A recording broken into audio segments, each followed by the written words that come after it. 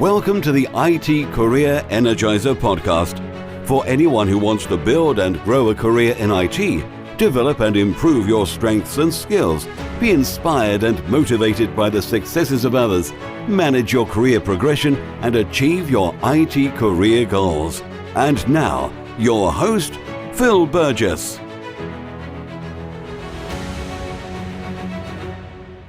Welcome to episode 230 of the IT Career Energizer podcast.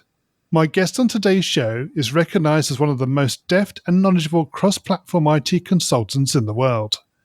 He has been a Microsoft Most Valuable Professional since 2008 and has held the highest level of certification available for each version of SQL Server since 2000. He has also published dozens of articles and is an author of multiple books as well as a popular speaker. So welcome to the IT Career Energizer podcast, Denny Cherry. Thank you, Phil. Thanks for having me.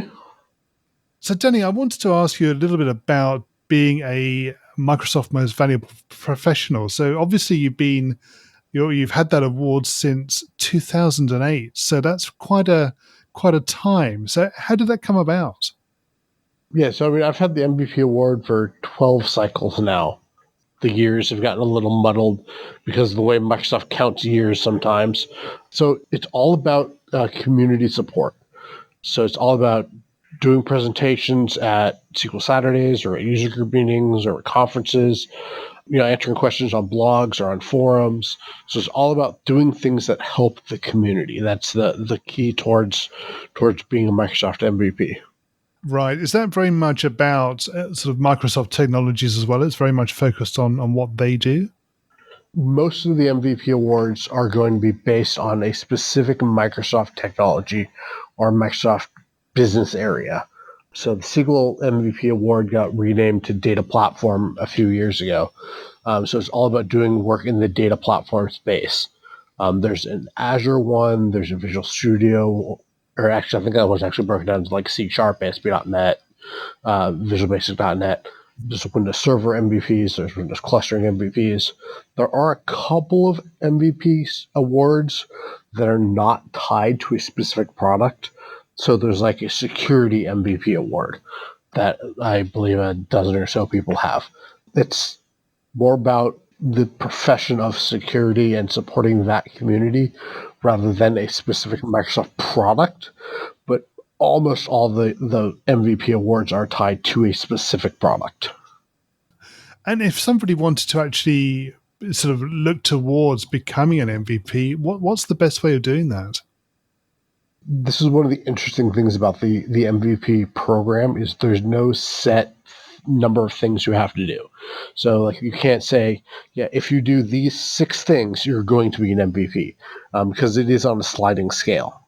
So you're effectively working against all the other people that are up for being an MVP in that month or in that year. But the key things are going to be forum posts, blog posts, speaking. These are the things that are going to make life the easiest as far as becoming an MVP. That said, I know plenty of MVPs that don't do any public speaking. They only do blog posts, bugs through user voice, and forum posts and answering questions on MSN forums and stuff like that. On the flip side, there's MVPs that do a lot of public speaking and don't do really any forum posts. Mostly that's what I do these days. And then you've also got people like Ola Hannegren or the now ex-MVP Adam Mechanic, who basically their big claim to fame was they worked on specific pieces of software they put out there for the community that have become incredibly popular, being Ola Hannegren's maintenance plans or SP Who's Active in Adam Mechanic's case. So those are other routes you could take, but obviously those are very edge cases on those last 2. Sure. So the key to it is contribution. Exactly. It's all about community contribution and contributing back to everybody else out there and getting your voice heard that way. So Denny, can you share with us a career tip, one that the audience may not know and perhaps should? I'll default to the thing that I tell people the most, and that's if you're looking at getting into IT or becoming a DBA, don't try to find the part that's going to make you the most money. Look at the part and enter the part where you're the most interested and you think you can do the best, and the money will follow. I hear from a lot of college kids that are just getting into IT. What field should I go into to make the most money as fast as possible? And I can pretty much guarantee you, if you take that approach to get into IT, you're not going to make very much money because your career is going to stall out because you're not interested in what you're doing. You're just going to be doing this 9 to 5 and that's it. Yes. Where you can actually really excel at this is if you find something that interests you. And that's where you're going to do the best. And that's where you're going to really strive to excel. And then the large amounts of money will hopefully follow you as you do that, as you excel at what you do. Yeah, that's interesting to hear that you do hear that from other people, that they're more interested in the financial reward than actually what they're doing.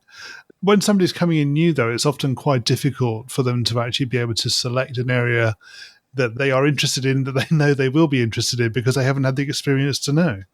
Yeah, that does get into a little bit of a catch-22, but if you start with an entry-level position, something like help desk, where you're going to be exposed to a lot of things, that can really help you pick kind of what's going to be the best area for you to be in. Yes, exactly, yeah. Okay, and Denny, can you tell us about your worst IT career moment and what you learned from that experience? Probably when I was working at a company 14, 15 years ago now, we sort of ran out of hard drive space on the entire SAN, and it took about 3 days to clean up because data was coming in about as fast as we could delete data. So we, Right. yeah, sort of a problem. So the company, we were a desktop monitoring company. So we literally had screenshots, captures of emails, captures of instant message chats and stuff like that all coming in. And so those would come in from tens of thousands or hundreds of thousands of computers throughout the day. And apparently the deletion script that the developer had written was not catching as much stuff as it was supposed to. And so we ended up running out of hard drive space, and it took a few days for the deletion script that I had written to get to a point where we were no longer out of hard drive space, because we'd delete 8K picture, Yep. or however big, whatever size the picture was for a screenshot, and then the next one would come in. So we were literally getting data in as fast as we could delete the data. Sure. And we had given every byte of free space on the SAN to the file server, and we were still not catching up. That was probably the most scary thing I've had to deal with, just because it took so long to get to a point where we could actually get back up and running. Yep. That's a great example of where the efficiency and effectiveness of a piece of code can have a broader implication in terms of obviously your file storage. Oh, yeah, absolutely. Yeah. Okay. And moving away from your worst moment, can you perhaps tell us about your career highlight or greatest success? The thing I'm most proud of is something we as a company did early this year, late last year. We wrote a case study about this. We've been doing some work with the Elizabeth Glaser Pediatric AIDS Foundation. And if you don't know about them, they do a bunch of really great work trying to help take care of folks with all their healthcare needs in, I believe it's 13 different countries in Africa.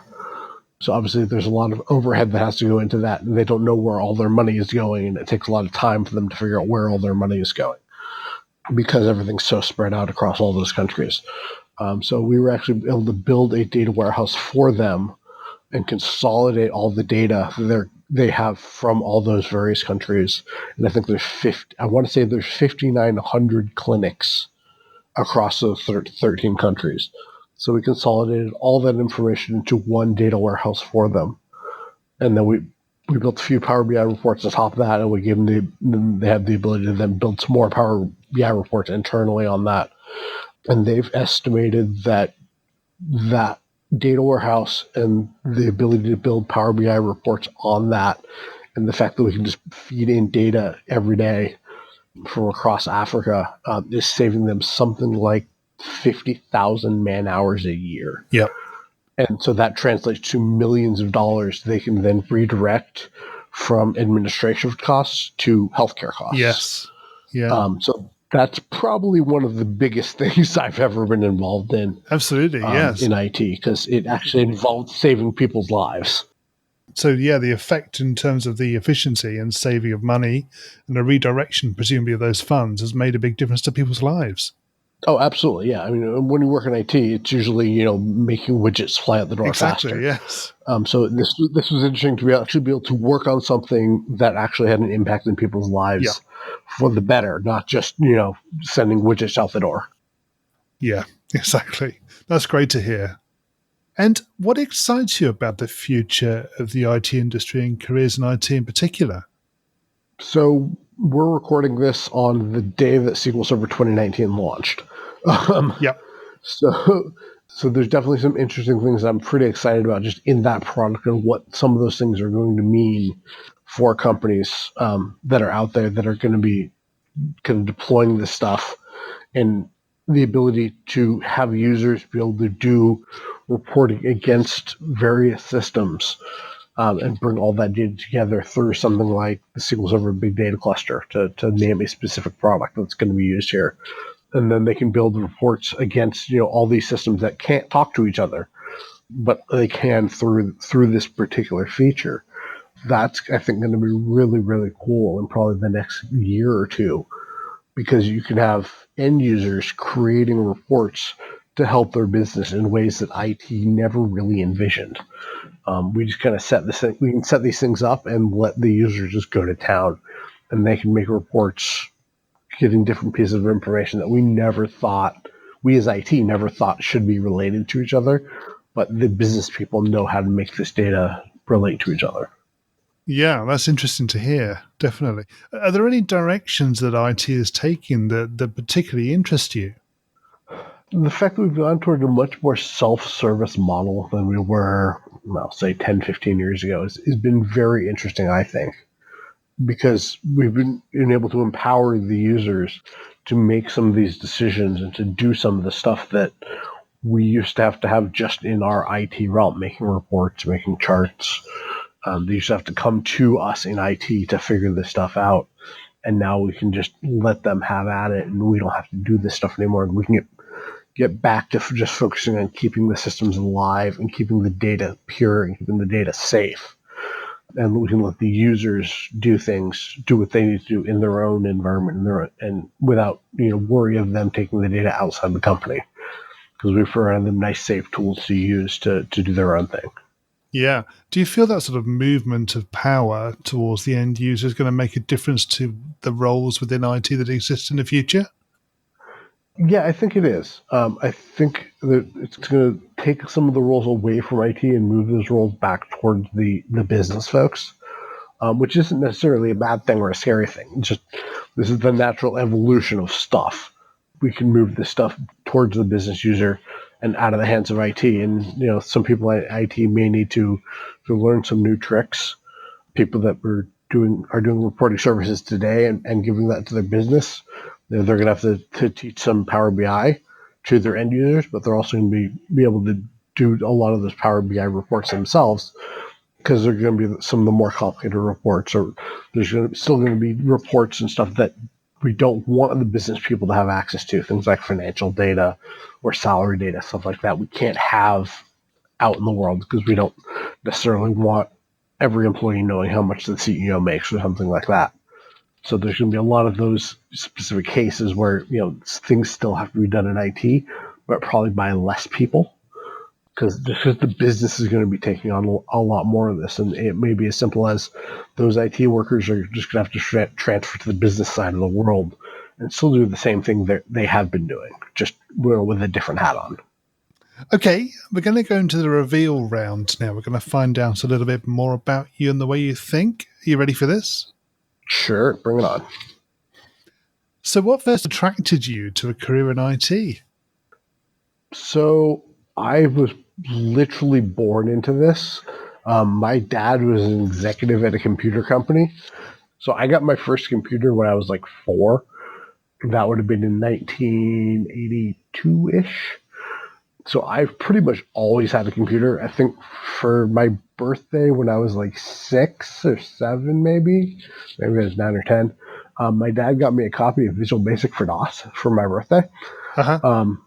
So I've pretty much always worked with computers to some degree. So going into the IT field was just a fairly natural thing for me. My first job outside of high school was working for Earthlink, the internet service provider, in tech support. And that's really how I got my actual start in IT. That was my first real job after school, after I graduated high school. And then from there, I just kept on working in IT. Right. Yeah. I mean, 4 is a very young age to get started, definitely. And probably not one I've heard before. Yeah, I mean, it helped being born at just the right time, just Yep. right on the edge of when computers really took off. Yes. And then dad working in the computer company making mainframes did not hurt. No, not at all, I'm sure, yeah. And what is the best career advice you've ever received? Probably just to keep trying and keep doing stuff and keep trying different things. That's probably about the most interesting and best advice I've gotten. And it's very true. Just, keep trying different things and keep doing stuff, and eventually you'll find the thing that really interests you. Yeah. I did not think I was going to be a DBA or, well, now a cloud architect. When I first started, I assumed I was going to be a programmer, and then I assumed I was going to be a sysadmin. And I ended up working data and really liking it, and really got good at this whole like SQL Server thing. And conversely, what is the worst career advice you've ever received? To keep working in something that you don't enjoy. I heard this numerous times, especially from managers who wanted me to keep doing what I was doing because it was making them look good.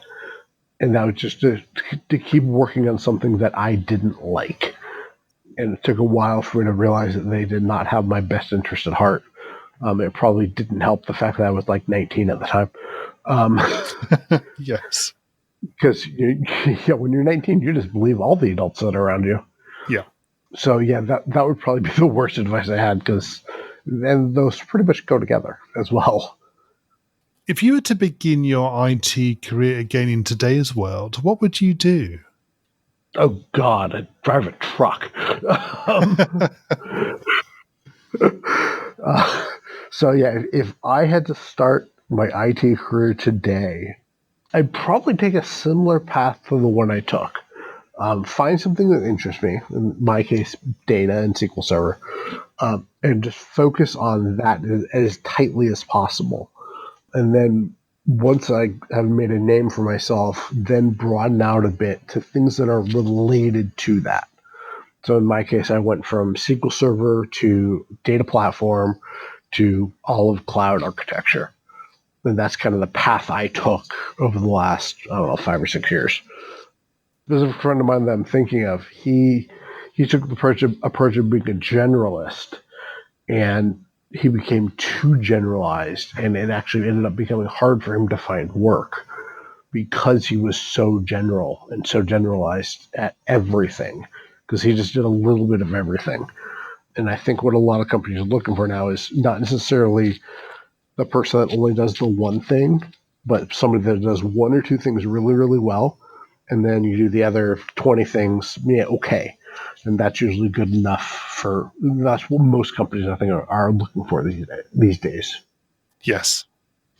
And what career objectives are you currently focusing on? Right now, the biggest career objective for me is continuing to grow my business. I'm in a weird space because I'm half working as a consultant and half working as the CEO of a fairly successful IT consulting company. So the tech part of me is just focusing on making my customers' projects successful, be them Azure migrations or performance tuning on SQL Server or performance tuning in Azure, or whatever path I'm working on for that customer. And then the business side of what I'm working on is how do I continue to make the business that I have grow beyond the 8 people we have today, and making sure that we keep these 8 people busy and paid. That's my Yes. other big thing. Because Yes. oddly, people don't like working when they're not getting paid. No. And what is the number one non-technical skill that has helped you in your career so far? Listening to customers' requirements is probably the biggest non-technical skill. And then being able to translate what they need into a technical set of requirements that either myself or somebody else can then implement.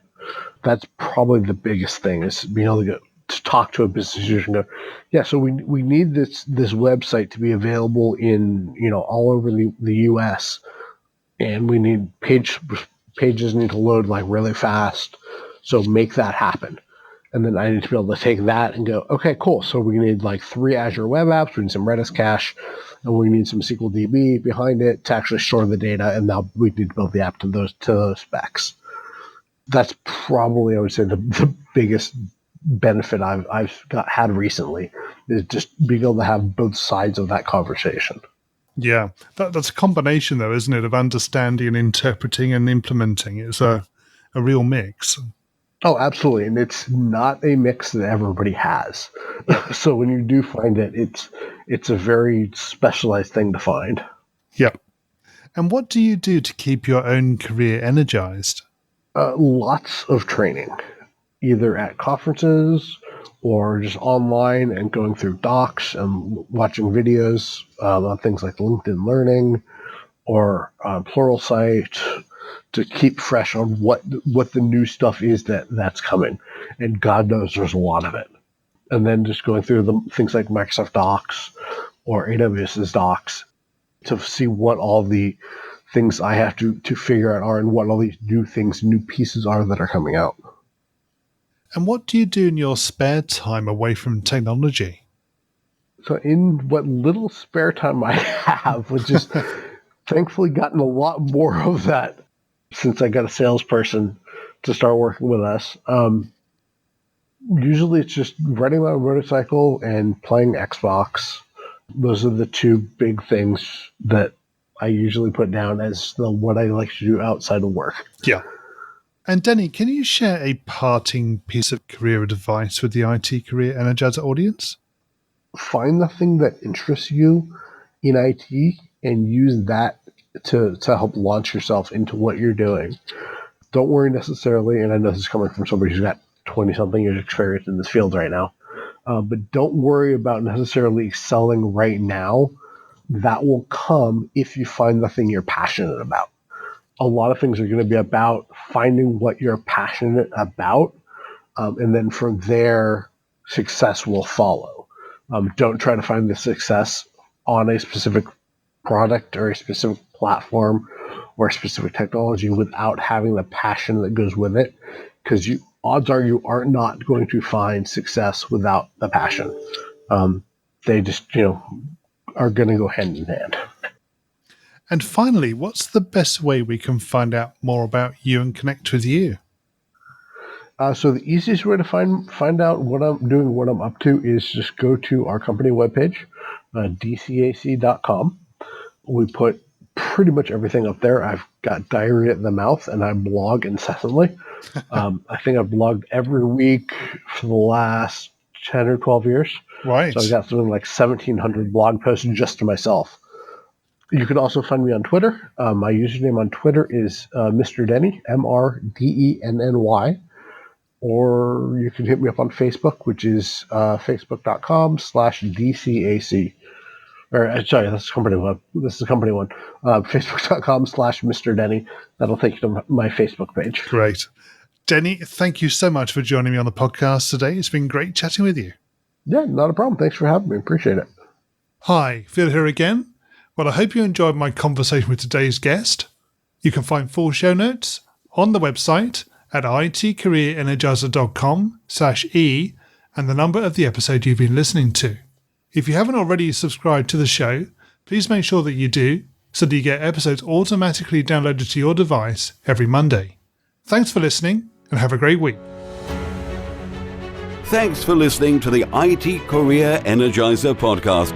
To find out more about building a successful career in IT, visit itcareerenergizer.com.